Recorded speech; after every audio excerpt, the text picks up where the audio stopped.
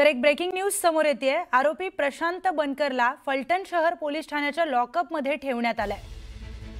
प्रशांत बनकरला अतिरिक्त जिल्हा न्यायालय फलटण येथे हजर केले जाणार आहे। तर प्रशांत बनकर याबाबत कोर्ट नेमका काय आदेश देतं पाहणं महत्त्वाचं ठरणार आहे। फलटण मध्ये ज्या महिला डॉक्टरने आत्महत्या केली त्या प्रकरणामध्ये प्रशांत बनकर याला अटक करण्यात आली आहे। तर दुसरा आरोपी पोलीस अधिकारी गोपाल बदने याला कधी अटक करण्यात येणार हे देखील पाहणं महत्त्वाचं ठरणार आहे।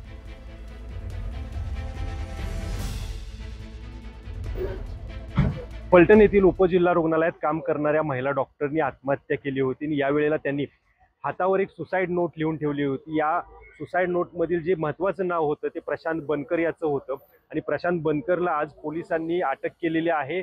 आता प्रशांत बनकर याच फलटण शहर पोलीस ठाण्यामध्ये लॉकअप मध्ये आहे आणि सगळ्यात महत्त्वाचं म्हणजे काही वेळानंतर प्रशांत बनकरला या ठिकाणाहून पोलीस जे आहेत ते कोर्टामध्ये घेऊन जाणार आहेत आणि एकूणच कोर्ट पुढचा काय आदेश देते हे पाहणं सुद्धा महत्त्वाचं असणार आहे। मात्र यामधली दुसरी महत्त्वाची बाब सांगायची झाली तर या ज्या महिला डॉक्टर आहेत यांनी जे त्यांच्या हातावर जी सुसाइड नोट लिहिली होती त्यातलं दुसरं नाव होतं PSI गोपाल बदने आणि या PSI गोपाल बदनेला अजून अटक झालेली नाहीये। PSI गोपाल बदने हा अजूनही फरार आहे। यामुळे याला कधी अटक होणार असा प्रश्न सुद्धा या ठिकाणी संबंधित ज्यांनी आत्महत्या केली त्यांचे कुटुंबीय विचारताना पाहायला मिळत आहेत। मात्र आत्ताची अपडेट सांगायची झाली तर प्रशांत बनकर याला काही वेळात कोर्टात हजर केलं जाईल आणि पुढे कोर्ट काय आदेश देते हे पाहणं सुद्धा महत्त्वाचं असणार आहे। कॅमेरामन तुषार जाधव समी सचिन जाधव, न्यूज 18 लोकमत, फलटण, सातारा।